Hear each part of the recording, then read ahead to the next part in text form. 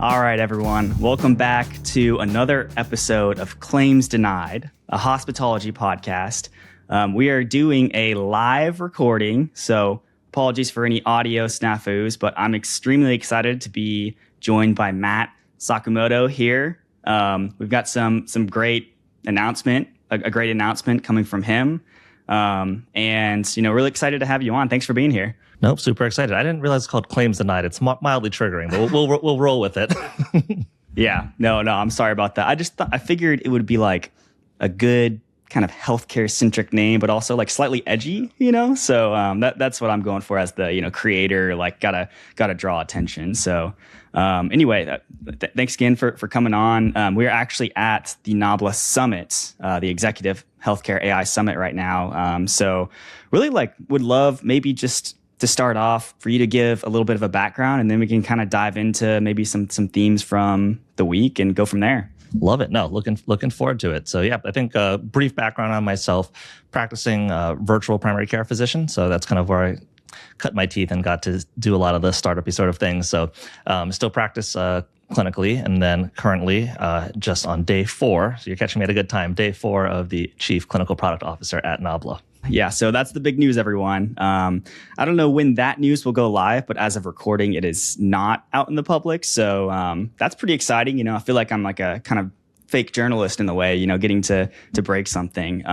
So just maybe before we dive into themes and stuff, curious for, how you, why now? Why transition to Nabla? Kind of what's been your experience, and, how will that help you in your new role? I think one thing is just AI is so big right now. So it's kind of one of those, I think my first jump into the startup world was when virtual care and telehealth was a really big thing during the pandemic in 2020.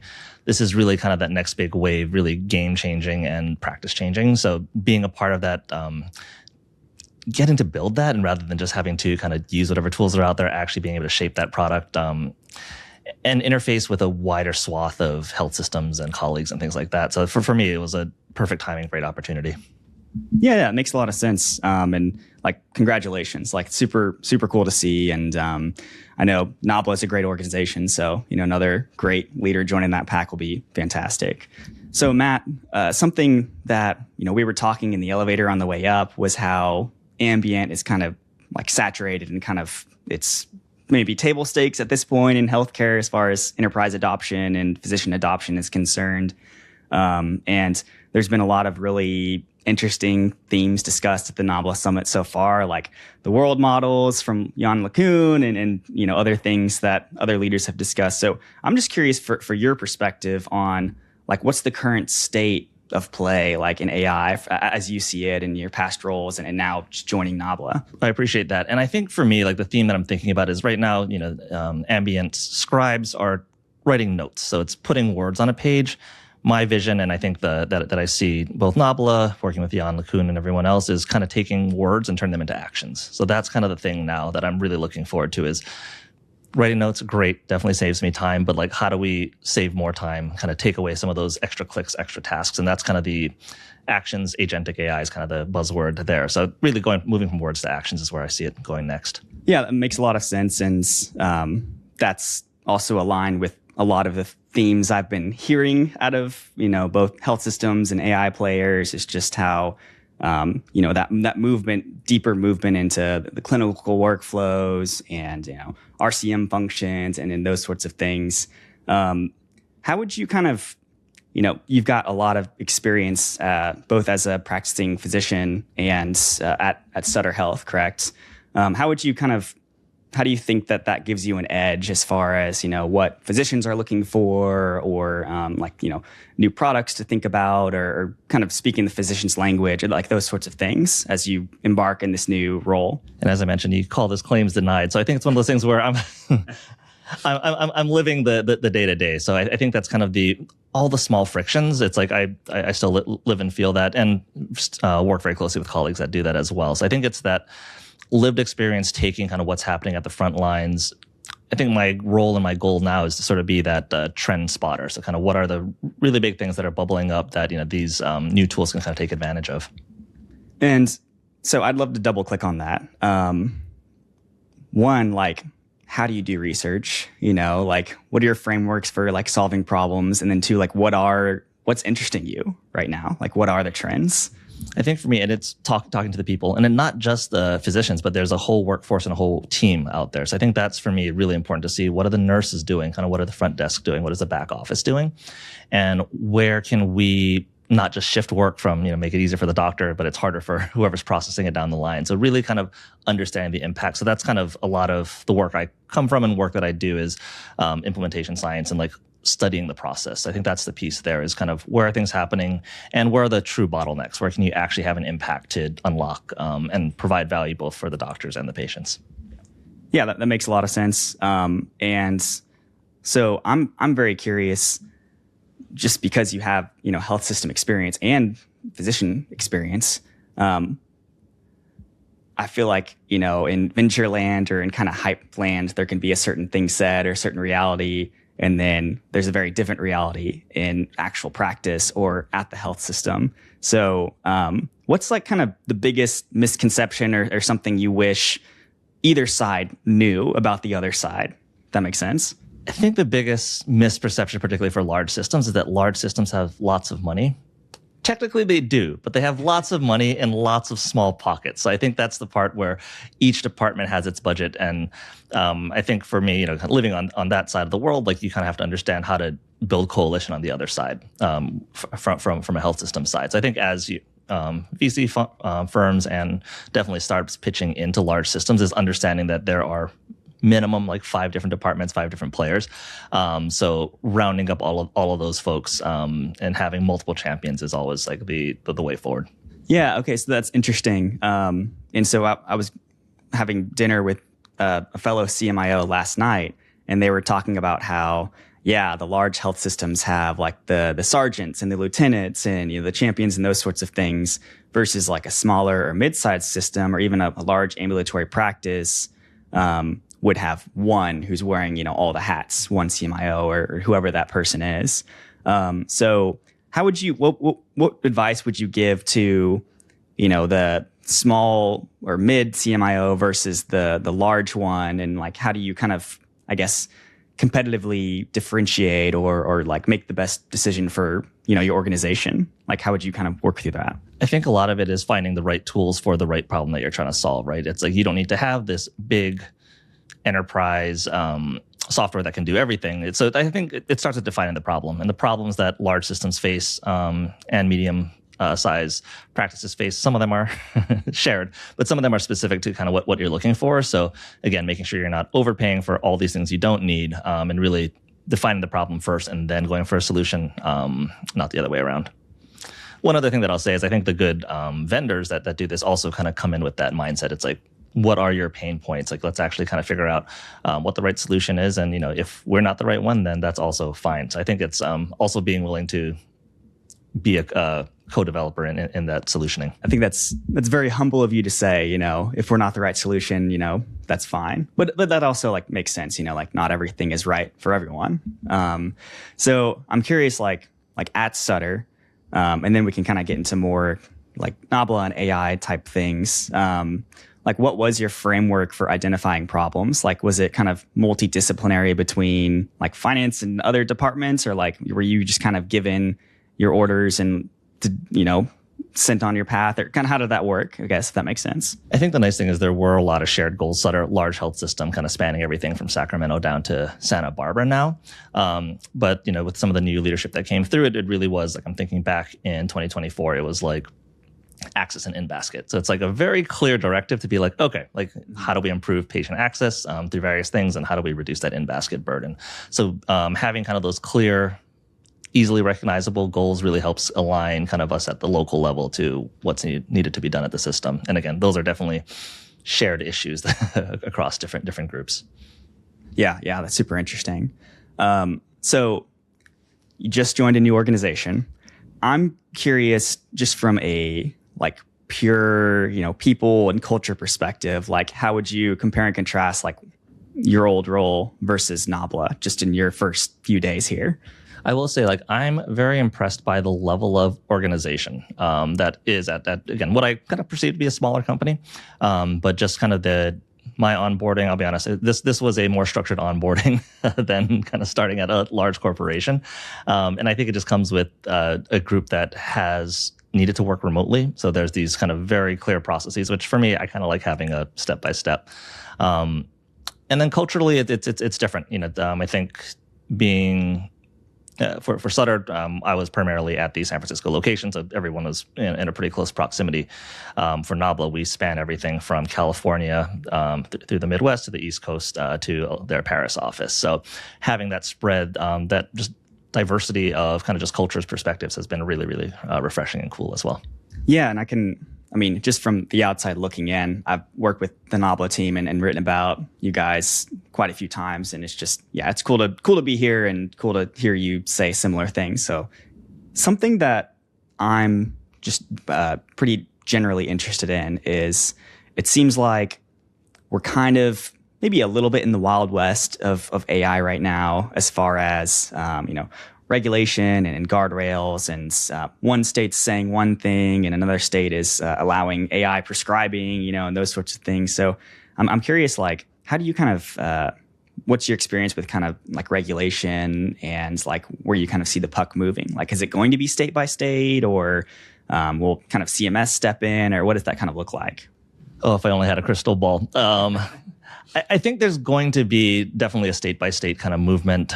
I don't anticipate any strong kind of centralized federal guidelines, in any time in the short term. So I think it will be sort of seeing what will likely happen is playing to the most stringent state rules, kind of similar to carbon emissions from cars sort of thing. So we'll all align to the California standard, which will be somewhere else, and whichever state may set the standard. So a lot of this it's exciting time, Wild West time, but really having situational awareness of kind of what's going on at any given time. So no idea where that puck's going to land, but I think, and I think the other piece that I'll say is there are many other groups that are doing AI frameworks, both for evaluation and for monitoring. So I think the CHAIs of the world, as well as Orca, is another group that I'm personally doing some work with. So I think that's the other piece, is kind of making sure that I stay involved in these committees, kind of continuing to connect with other people that are thinking deeply about this. And so you are your chief product officer, right? Clinical product officer. Clinical product. Okay. Can you walk me through that distinction? But also, like, how do you kind of envision that policy like affecting your decisions? And the role, again, is an interesting hybrid role. Specifically, chief clinical product. Laurent is our product officer, but having that clinical view, for me, I view myself as the interface between either future customers or current customers, seeing what are their problems at the front line, understanding that clinically, helping them troubleshoot it, but then also kind of coming back and saying, okay, what can we do? What are the signals and signs we can put together to build a better product for everybody? But yeah, the way that regulation kind of goes is, I want to be as helpful as possible to the clinicians at the front line. So what are we allowed to do? When do we keep humans in the loop? What are we allowed to semi-automate and tee up for clinicians? So I think that's kind of, again, balancing, recognizing the need, aligning it with what is allowable, by law, and by policies of each of our individual health systems or customers that we're working with. So it's more than triangulating, however many vertices are there. It's balancing the 8-pointed star. And to kind of expand on that, I was talking to Martin, and he was saying, or I was just asking him. So I'd love to pose a similar question to you. As somebody focused on product, you have both the kind of direct to physician and clinician product led side. Then you also have the growing enterprise side as well, and those partners. So how do you kind of navigate, I guess, who you develop the product for? Like, obviously you want the physician to be happy, but then there's also maybe, economic goals of the health system or the CMIO, whoever that is. So I'm curious kind of how you think about that. And I'll say balancing goals, triangulating is not dissimilar from kind of my prior role as well. It's interfacing, with the docs, understanding kind of what are the key metrics. and then what are the technical limitations? So kind of aligning between those three. I think at the end of the day, we really are customer focused here, and that's kind of what I felt that when I was doing work more advising for Nabla, and definitely feel it here. So. And most times, and the nice thing too is I interface with many of my colleagues, many CMIOs there. They're also looking out for the frontline clinicians as well. So I think there are often times where it may feel like you're at odds between the budget and the and the tools, but we're all again trying to hit that sweet spot. And I think actually we as a vendor and along with the again particularly the CHIOs and the CMIOs are looking to find that same balance between having a positive ROI and that work-life balance for the docs. That's very interesting. I think like a big theme, something else that I've talked about a lot with folks, and something I'd be curious for your perspective on, given your previous role and current role, is kind of a health system or really provider organization of any size, like their propensity for kind of AI like readiness, if that makes sense. And it's like, hey, we can only adopt ambient or whatever that looks like. So is there like a scorecard or like certain metrics you would say, yes, this organization's ready, or how would you kind of frame that up? I think for me, I look at this kind of both through the lens of like the last two really big waves of technology that we put into the health arena. So EHRs and video visits probably being the two biggest ones. So EHRs were shoved down everybody's throat. So that's kind of like you just kind of had to roll with it. Video visits, kind of similarly, the pandemic put a big shift there. But the way that I look at this again is kind of through this implementation science lens of like, what is their like change capacity? So heuristically, it's sort of, what does the leadership look like? How are they bought in? Are they ready from a training standpoint? So those are all the kind of pieces that, again, with my kind of prior life hat on, when I had to implement things, that's sort of what I'm looking at and seeing, are we ready to do this? Now that I'm on the other side, it's, are they ready to do that? And if not, how can we help them, right? So it's kind of their success is our success now. So really kind of seeing it's leadership buy-in and sort of kind of just understanding, what their governance structures are as well. So decisions to, can we try out a new feature? What is their communication looking like when changes are made? Kind of what is their appetite for speed of change or not? So all the little things, but I think it does start kind of with leadership and communication are probably the big two things that I hone in on. Yeah, it makes a ton of sense that culture and people would be. I always just find that ironic. Like healthcare is obviously like so human, right? But we always talk about how, tech transforming the industry, but it always wraps back around to people, right? And so maybe on that note, and just talking about, AI and obviously, you've been a practicing primary care physician, right? And mostly virtual? Hybrid, but mostly virtual. Okay. So I'm curious, just for your perspective, as a primary care physician, it feels like there's been a lot of change in primary care. Just like the economics of the model are, have evolved a lot. And there's a lot of capabilities around like care coordination within AI and those sorts of things. So how do you kind of see primary care and kind of the infusion of AI and like the kind of future state of your practice? One thing that's actually really interesting that I've been thinking about is the new models of primary care. So I think, before they would often be large groups embedded within large systems, but actually a lot of this technology, and I'll be honest, like the cost of this technology tends to drop, is the ability to bring back private practice, to bring back small and medium-sized groups, particularly in primary care, because before you were reliant on large systems to help you with your billing and your care coordination and things like that. It's possible that, again, the cost of these tools are dropping enough that you can have a one solo shop, five person shop, that back office thing can start to be virtualized or start to be automated. So I think for me, that's actually the most exciting thing is can we bring back that small town doctor feel?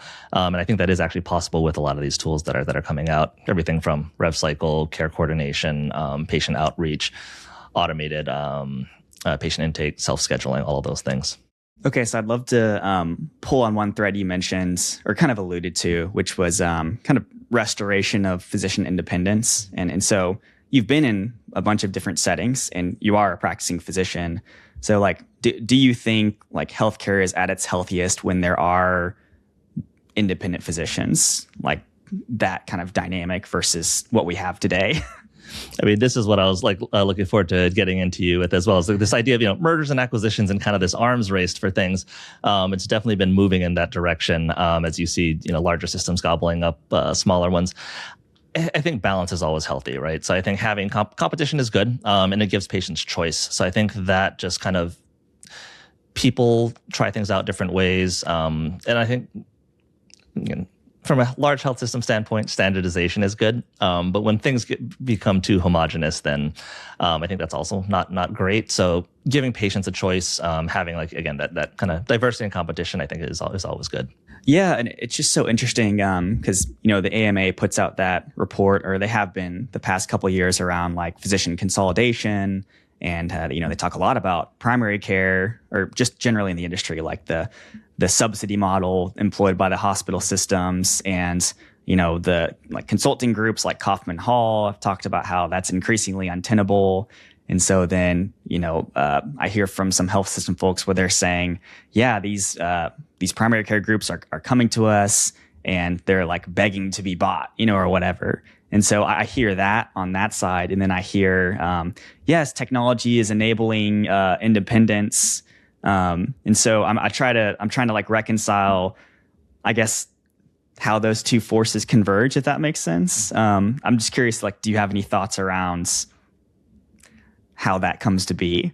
I think a lot of it is, market forces are tough, right? So I think like that's kind of where a lot of things are. Private equity buying up practices is probably the other piece there, but things tend to swing too. So I think consolidation is probably going to happen over the next few years, I think. But again, I think there's the pendulum is going to swing back, and I hope it does. I think like that's kind of where, because it brings back that autonomy and kind of joy of practice, and I think autonomy is a big piece that people lean towards and kind of yearn for.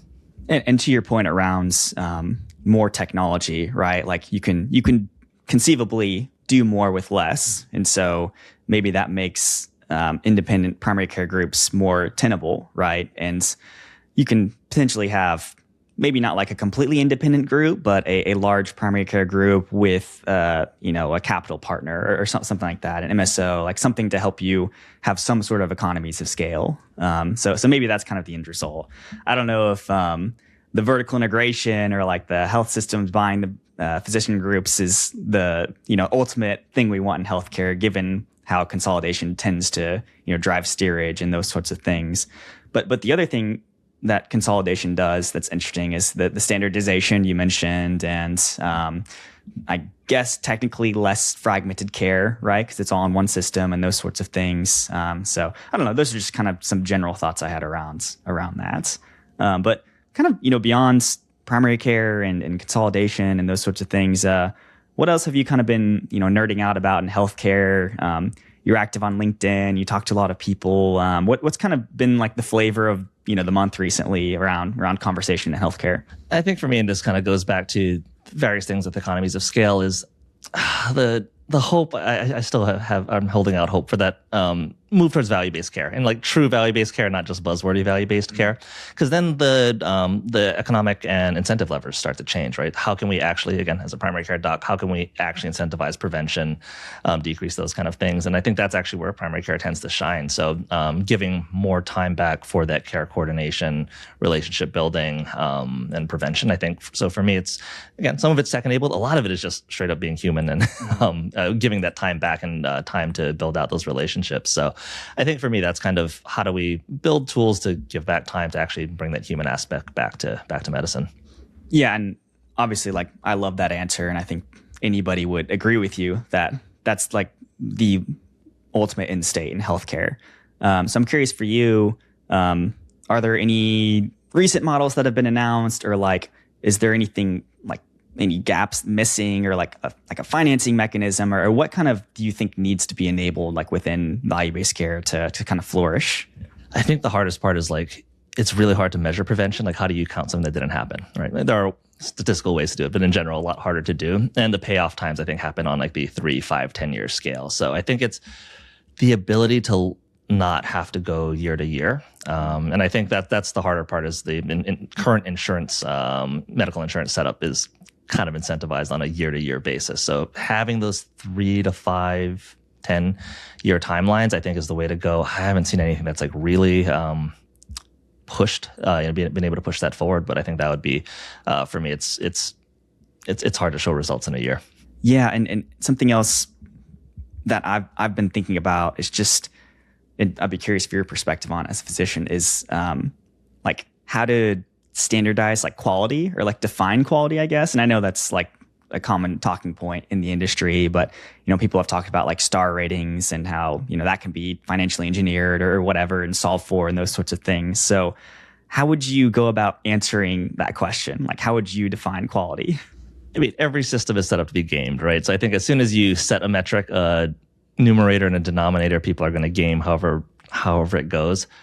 Probably, I mean, the ideal would be setting outcome metrics, right? So not just process metrics where you're kind of checking a box and doing things, but yeah, setting at least clinically relevant goals, and it's hard. I think there's not a great answer to kind of standardize across the board, but I think to start to move towards outcome metrics, things that actually have a true clinical impact, would be where I'd start.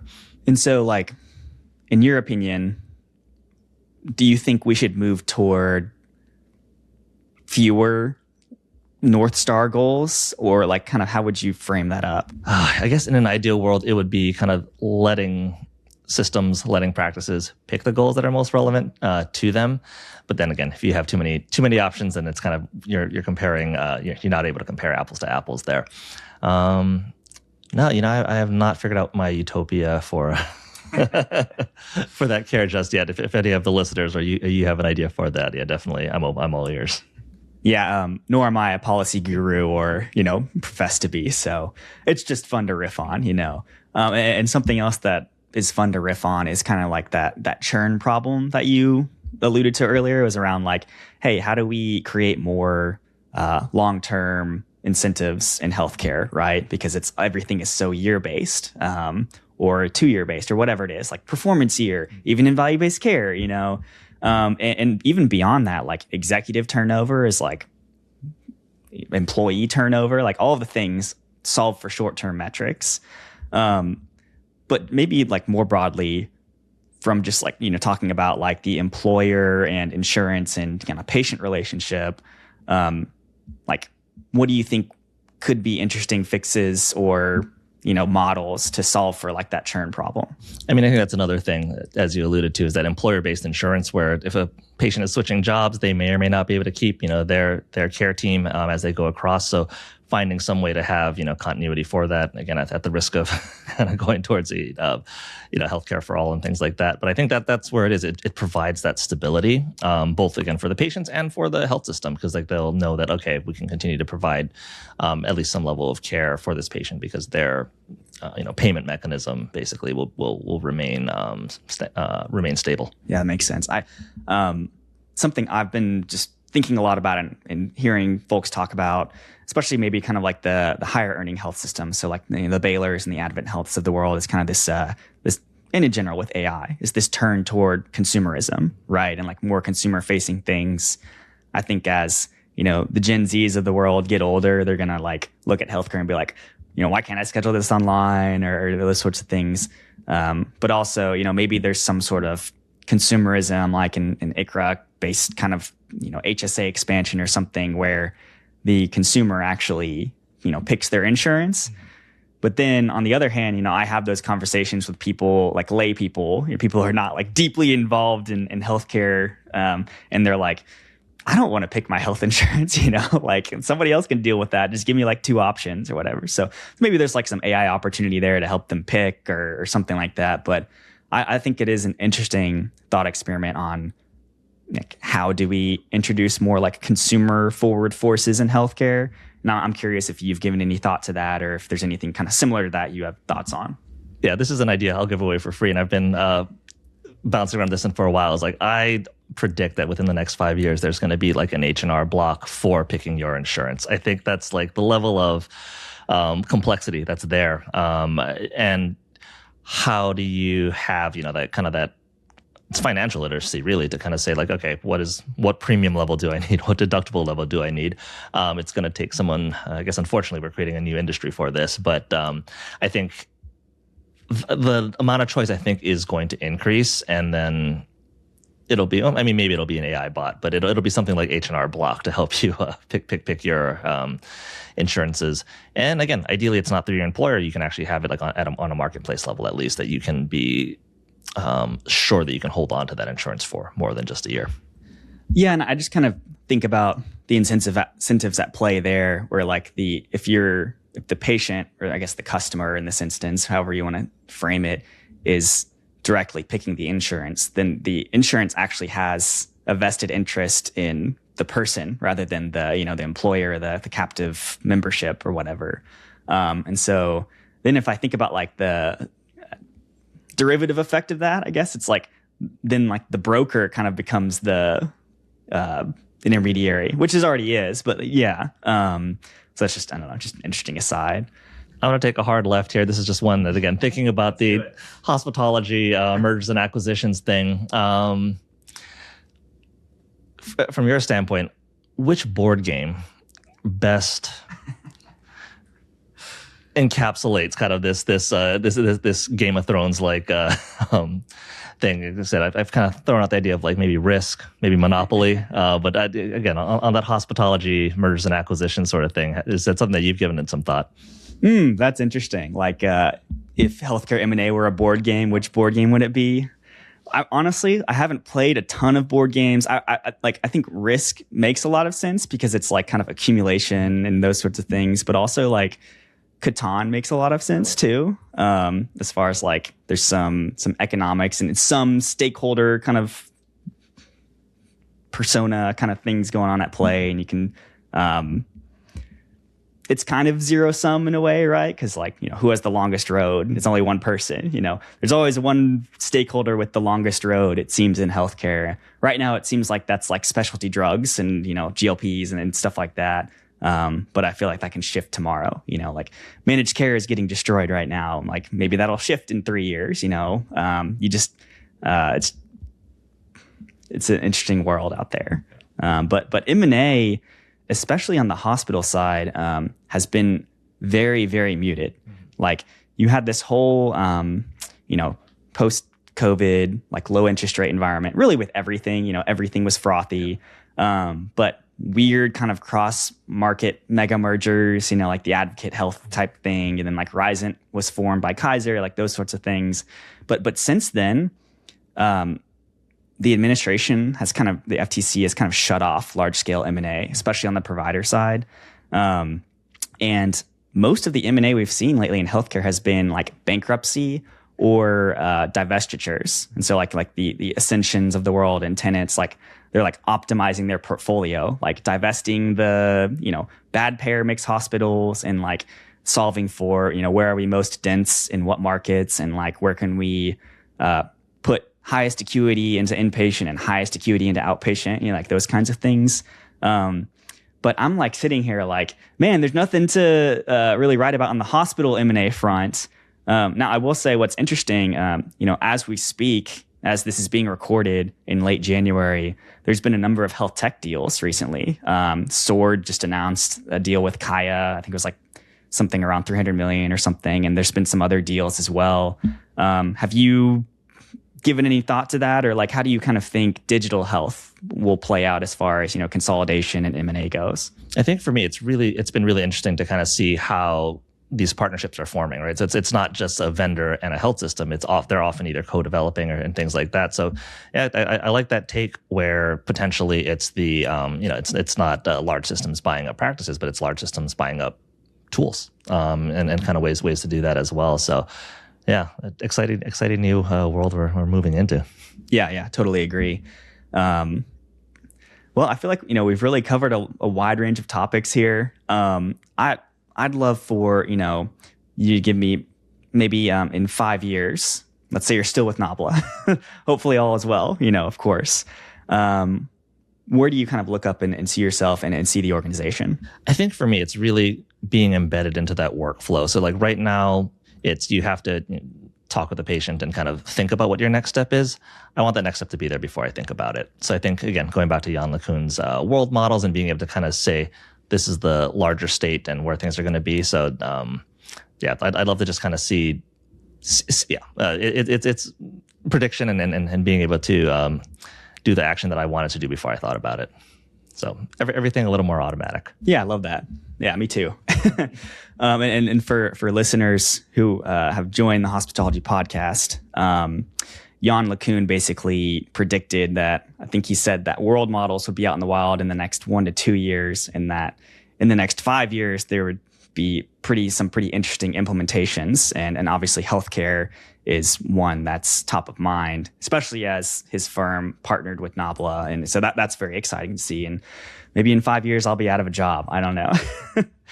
Matt, I got one more question for you. I like to end the podcast with this is, what's one piece of content or literature or media that you consume that kind of shaped how you view the world?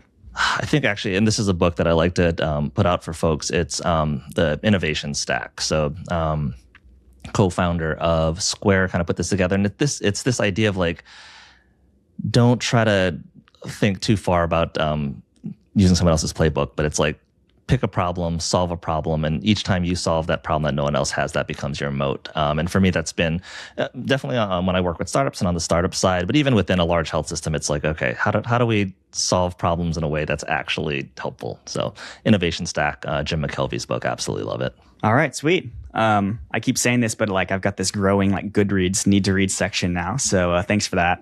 I'll dive into that one. And Matt, thank you so much for joining the podcast today. Learned a lot from you. Looking forward to hearing what's next from you and Nabla and everything in between in 2026. Thanks so much. Had a great time.